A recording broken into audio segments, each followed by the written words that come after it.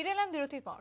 বার্ষিক পুষ্প এবং বাহারি পাতার প্রতিযোগিতার আয়োজন করা হয় এবং তার সমাপ্তি দিনে উপস্থিত ছিলেন মন্ত্রী রতনলাল নাথ। এই বিশেষ আয়োজনটি হয় আগরতলা পুর নিগমের বিশেষ করে অন্তর্গত। আজকের এই বিশেষ অনুষ্ঠানের সমাপ্তি দিনে উপস্থিত ছিলেন রতনলাল নাথ। সাধারণের উপস্থিতি ছিল এক প্রকার নজর কাড়া। সমাপ্তি অনুষ্ঠানকে কেন্দ্র করে উপস্থিত ছিলেন মেয়র থেকে শুরু করে অন্যান্য বিশিষ্টরা। বার্ষিক পুষ্প এবং বাহারি পাতার প্রতিযোগিতা, যার সমাপ্তির আয়োজন রবীন্দ্র কাননে এই উৎসব শুরু হয়েছিল এবং যার আজকে সমাপ্তি হলো। সমাপ্তি অনুষ্ঠানে সাধারণের উপস্থিতি ছিল এক প্রকার নজর কাড়া। গত 23 জানুয়ারি থেকে শুরু হয়েছিল, 26 জানুয়ারি পর্যন্ত, অর্থাৎ শুক্রবার পর্যন্ত ছিল এর বিশেষ দিন এবং আজকের ছিল তার সমাপ্তি অনুষ্ঠান। রবীন্দ্র কাননে আজকের উৎসব এবং বিশেষ করে এই প্রতিযোগিতাকে কেন্দ্র করে কি কি গাছের কি কি ফুলের সমারোহ রয়েছে সেই প্রসঙ্গে মন্ত্রী রতনলাল নাথ তিনি সরেজমিনে পরিদর্শন করে কি জানিয়েছেন শুনুন। পুষ্প প্রদর্শনী এবং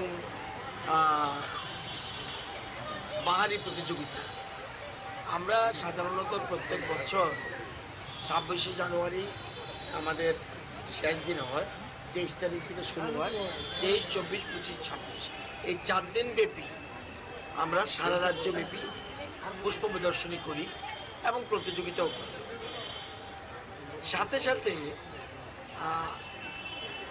8টা জেলাতেও এরকম প্রোগ্রাম হচ্ছে। একদিকে যেমন স্টেট লেভেল এটা করছি, 8টা জেলাতেও করছি এবং এটা বিভিন্ন বিশেষ করে ফুল চাষি যারা তারা এগিয়ে আসে এবং এখানে হর্টিকালচার সোসাইটি একটা আছে যাদের উপরে দায়িত্ব দেওয়া হয়েছে। ওনারা 2 দিন ব্যাপী কৃষকদের ট্রেনিং দেয়। ট্রেনিং দেওয়ার পর বিভিন্ন আপনারা দেখেছেন একটু আগে, আমি শুনেছি একটু আগে যিনি ফার্স্ট হয়েছেন, কল্পনা করা যায় না ধলেশ্বর বাড়ি এই ধরনের ফুল চাষ করতে পারে, চিন্তাই তো করা যায়। এবং একটু আগে দেখছেন একটা বেকার ছেলে সামনোয়াতিয়া, কৃষ্ণনগর নতুন পল্লীতে বাড়ি, সে নিজে ফুল চাষ শুরু করেছে এবং ফুল চাষ না, এই যে ফুলের চাষ করবে যে জিনিসটার মধ্যে বিশেষ করে ছাদের উপরে বা বিভিন্ন জায়গায় লাগানো যায়, তার জন্য সে ম্যাটেরিয়ালসগুলি সাপ্লাই করছে। এটাও এতে সুতরাং ফুলটা এমন এক জিনিস জন্ম থেকে মৃত্যু পর্যন্ত সর্বক্ষেত্রে আপনি কাজে লাগান এবং ফুলকে যে না ভালোবাসে সে ভালো মানুষ না। ফুল এবং শিশু এই দুটো জিনিসকে যে ভালো না বাসে সে মোটেই ভালোবাসে না। আপনিও যদি ভালো না বাসেন আপনি ভালো মানুষ না, পরিষ্কার। তো ফুল নিজের জন্য ফোটে না, অন্যকে আনন্দ দেয়। এটা একটা কবিতার একটা লাইনও আছে।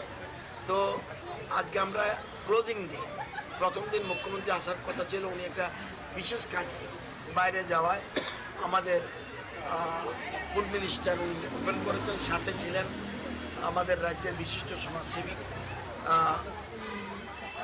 রাজীব ভট্টাচার্য মহোদয় এবং অন্যান্যরা ছিলেন। আজকে ক্লোজিং ডে, আজকে আমি আছি, আমাদের মেয়র সাহেব উনি খুব জনপ্রিয় আগরতলা কর্পোরেশন এলাকায় এবং আমাদের পঞ্চায়েত সমিতির পশ্চিম জেলা পরিষদের সভাধিপতি, ওনারা আজকে নিমন্ত্রিত, আমাদের সেক্রেটারি আছেন, ডাইরেক্টর আছেন, সবাই মিলেমিশে ক্লোজিং ডে এবং বিভিন্ন স্টলগুলি দেখছি। কার কি স্টল সবটা দেখিনি এখনো, যা দেখছি সত্যি একটু ব্যতিক্রমী এবং অসম্ভব মানুষ। আজকে ফুল প্রদর্শনীতে এরকমভাবে ক্লোজিং ডেতে মানুষ ভেঙে পড়বে চিন্তাই করা যায়। ফুল এখন কিন্তু আগের মতো নয়। 2018 সালের আগে বহিরাজ্যের উপরে বেশিরভাগ ডিপেন্ড করতে হতো, এখন কিন্তু ডিপেন্ড করতে হয় না।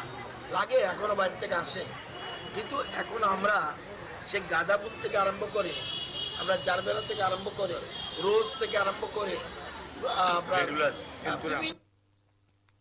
মন্ত্রী রতনলাল নাথের বক্তব্য আপনারা শুনলেন। ফুল এবং বিশেষ করে বাহারি পাতার যে বিশেষ প্রতিযোগিতার আয়োজন করা হয় 23 তারিখ থেকে শুরু হয়েছিল, আজকের তার সমাপ্তি দিন।